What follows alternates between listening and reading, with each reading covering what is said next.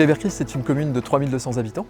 Elle est située au sud de Morlaix-Communauté, elle est située sur l'axe Roscoff-Lorient. On a une vraie qualité de vie et un cœur de bourg qu'on s'attache à développer et à faire connaître. Depuis une quinzaine d'années, on n'a porté aucun projet de lotissement en extension, par exemple sur des terres agricoles.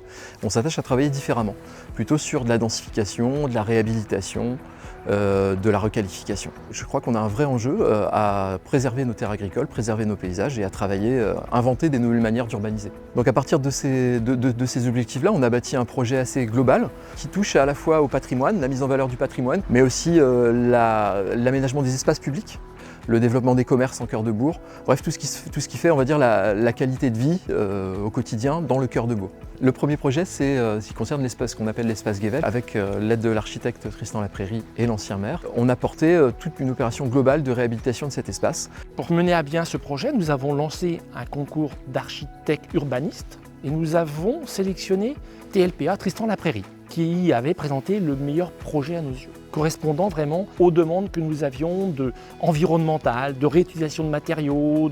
Voilà, il avait vraiment répondu à l'ensemble des critères qui nous paraissaient, nous, très importants.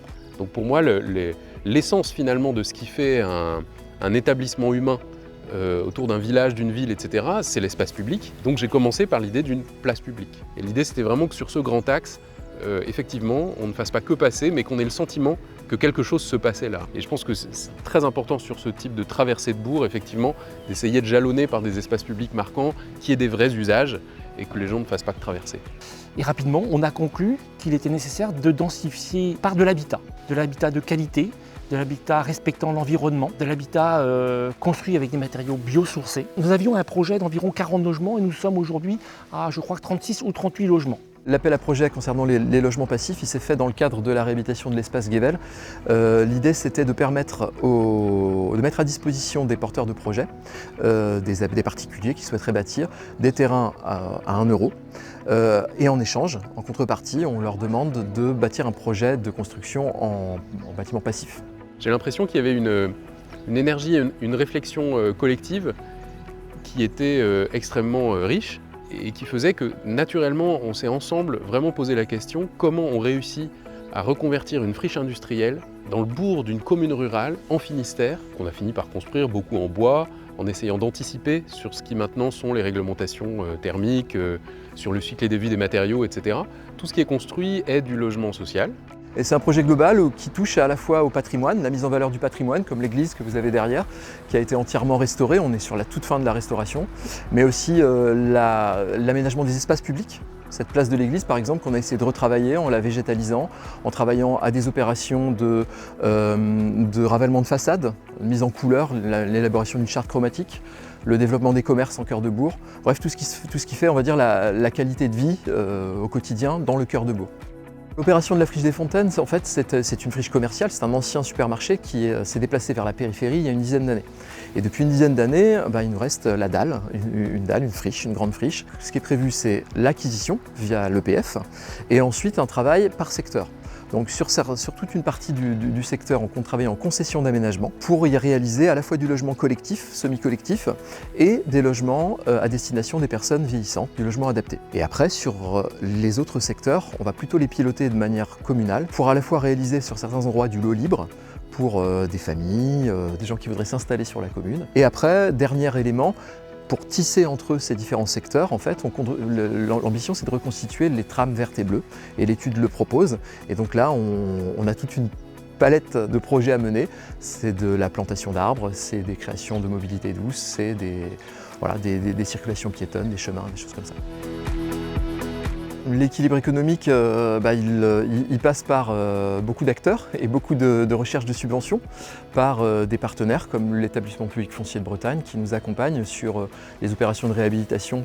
D'abord, il faut acquérir les terrains ou les bâtiments à réhabiliter. Donc là, l'EPF nous aide et porte pour la commune l'acquisition, la démolition, la déconstruction, parfois la dépollution. La commune de Pleyberchris nous a sollicité pour procéder à la maîtrise foncière de cet ensemble de 2 sites en cœur de ville. Donc le site du supermarché ancien Super U rue des Fontaines et le site de ce qu'on appelle l'îlot Georges Brassens qui se trouve en partie sud de l'ensemble de l'îlot à requalifier du centre-bourg Et donc notre accompagnement a consisté dans la signature de 2 conventions opérationnelles sur ces 2 sites. On a vocation à diversifier le parc de logements sur le territoire, à proposer une offre de logement pour tout type de population. Et donc dans ce contexte-là, on impose qu'une partie de la programmation soit à vocation sociale, donc minimum 20% de logements locatifs sociaux dans le projet futur. Tout concourt effectivement à la densification, à la réhabilitation. Donc quand on réhabilite, on évite de construire du neuf. On a rajouté là depuis novembre une action qui s'appelle effectivement Bimbi Bounty. On travaille main dans la main avec le bureau d'études Vive Vivante là-dessus.